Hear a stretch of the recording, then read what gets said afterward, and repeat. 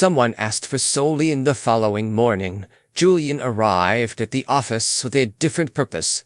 For the first time in years, the day's meetings remained untouched on his calendar.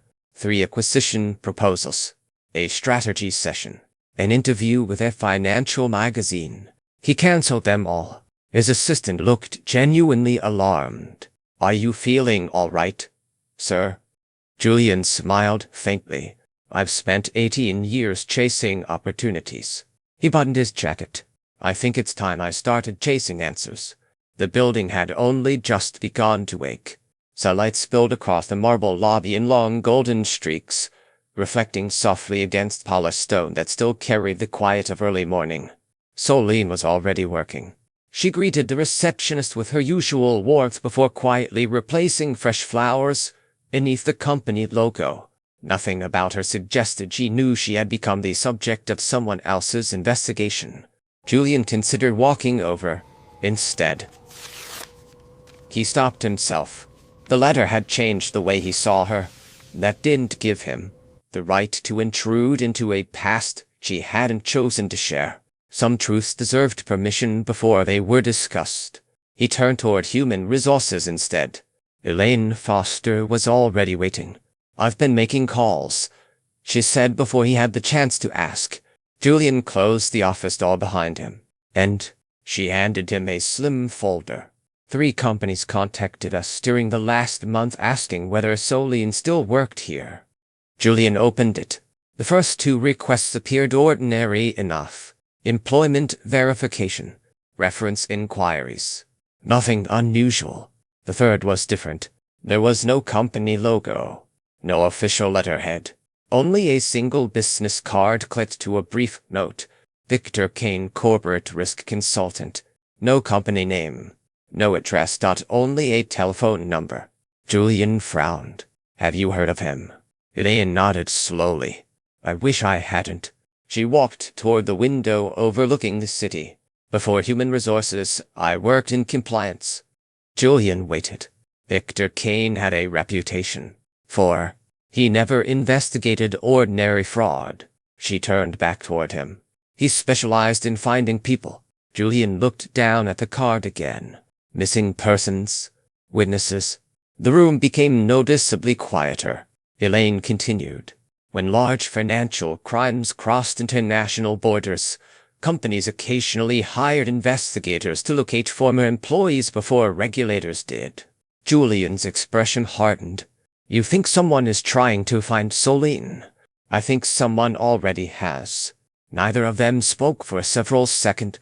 Julian's thoughts drifted back to the newspaper clipping inside the envelope. Now we have to manage Millions the fallout. recovered. Executives arrested. A career destroyed. Here, Stories I found like this that for you. rarely ended cleanly. It He is picked up the business beautiful. card again. You are On very the back, welcome. written in blue ink, was a date. Tomorrow. No explanation. Just one word beneath it. Meeting. Julian looked up sharply. "Did he leave this personally?" Elaine nodded. "He came here yesterday afternoon, and he asked polite questions." "What kind of questions?" "Whether Solene still worked here." Julian felt something tighten in his chest. "What else?" Elaine hesitated. He asked whether she still arrived before sunrise. Silence settled heavily between them. That wasn't the kind of question employers asked. It was the kind of question people asked when they already intended to find someone. Julian slipped the card into his pocket. "I'll handle it." Elaine raised an eyebrow. "You don't even know who hired him?" "No." Julian looked toward the lobby below. "But whoever did, they are about to discover something." He paused. "They're no longer looking for someone nobody notices." Across the street, inside a cafe overlooking Sterling Group's headquarters, a man stirred his untouched coffee while watching employees stream through the revolving doors. He wasn't interested in executives. He ignored the luxury cars arriving every few minutes. Instead, he watched the woman pushing a gray cleaning cart across the lobby. Victor Kane checked his watch, then quietly spoke into the phone resting beside his cup. "I found her." A voice answered from the other end. "So has someone else." Victor looked up. "What do you mean?" "The billionaire." There was a brief. Across the street, inside a cafe overlooking Sterling Group's headquarters, a man stirred his untouched coffee while watching employees stream through the revolving doors. He wasn't interested in executives. He ignored the luxury cars arriving every few minutes. Instead, he watched the woman pushing a gray cleaning cart across the lobby. Victor Kane checked his watch, then quietly spoke into the phone resting beside his cup. "I found her." A voice answered from the other end. "So has someone else." Victor looked up. "What do you mean?" "The billionaire." There was a brief. The man across the street. Victor Kane arrived at the cafe every morning at exactly 6:45. Not because he liked the coffee. He never drank more than half a cup. What he liked was the window. It offered a perfect view of Sterling Group's headquarters, without attracting attention. Businessmen sat there every day answering emails before work. Students revised lecture notes. Tourists studied maps they never seemed to fold properly. One more man sitting quietly by the glass never looked suspicious. That was precisely why Victor chose it. He believed people revealed more about themselves when they thought no one was watching. For 3 mornings he watched Solene. She greeted the same security officer, stopped briefly to speak with the florist, held the elevator door for delivery staff, returned shopping carts people abandoned in the lobby without anyone asking. Tiny acts, almost invisible. The kind of details most investigators ignored. Victor never ignored details. By the 4th morning he had filled nearly half a notebook. Arrival time, routine, conversations, habits. None of it answered the question he had been hired to solve. But all of it told him something else. The woman he had been sent to find had absolutely no idea anyone was looking for her. Inside Sterling Group, Julian had started noticing things too. Not about Solene, about everyone else.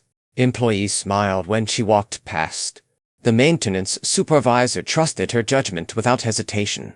Even senior reception staff, people who had worked in the building longer than some executives, instinctively sought her opinion whenever something seemed out of place.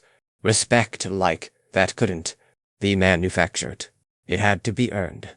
Julian wondered how many years it had taken. Late that afternoon, his assistant appeared outside his office. "There's someone asking to see you." Julian glanced up from his desk. "I don't have appointments today. He says he doesn't need one."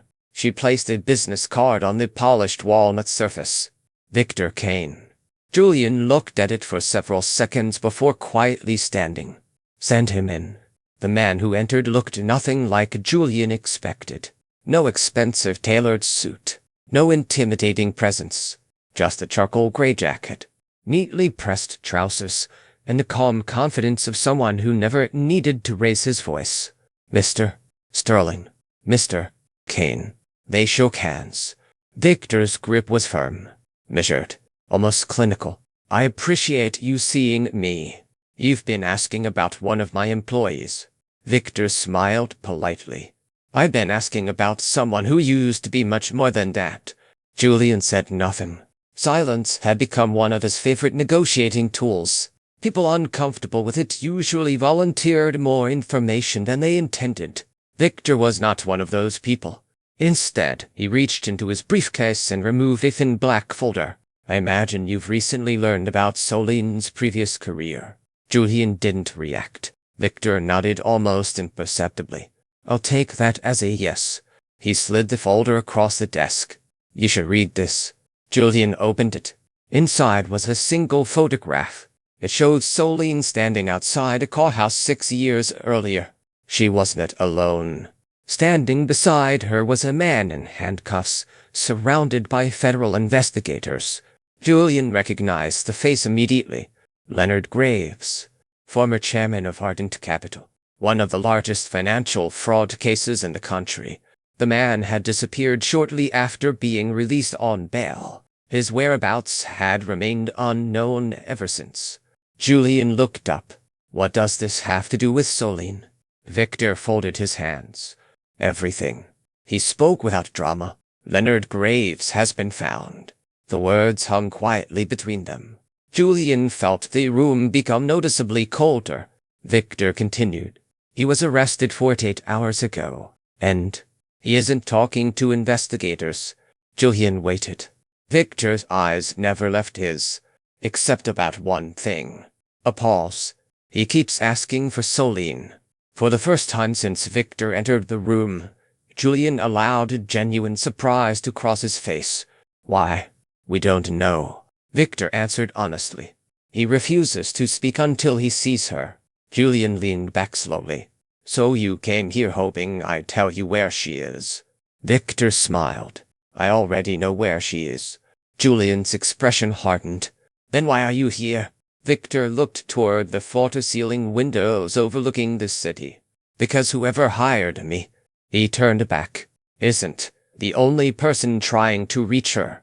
Neither man spoke. The afternoon sun stretched long shadows across the office. Far below, employees crossed the plaza, unaware that a conversation taking place 40 floors above them might soon change everything. Finally, Julian asked the question that had been sitting quietly in the back of his mind. Who hired you? Victor held his gaze for several seconds. Then, for the first time since arriving, he looked uncertain. I wish I knew. Julian frowned. What do you mean?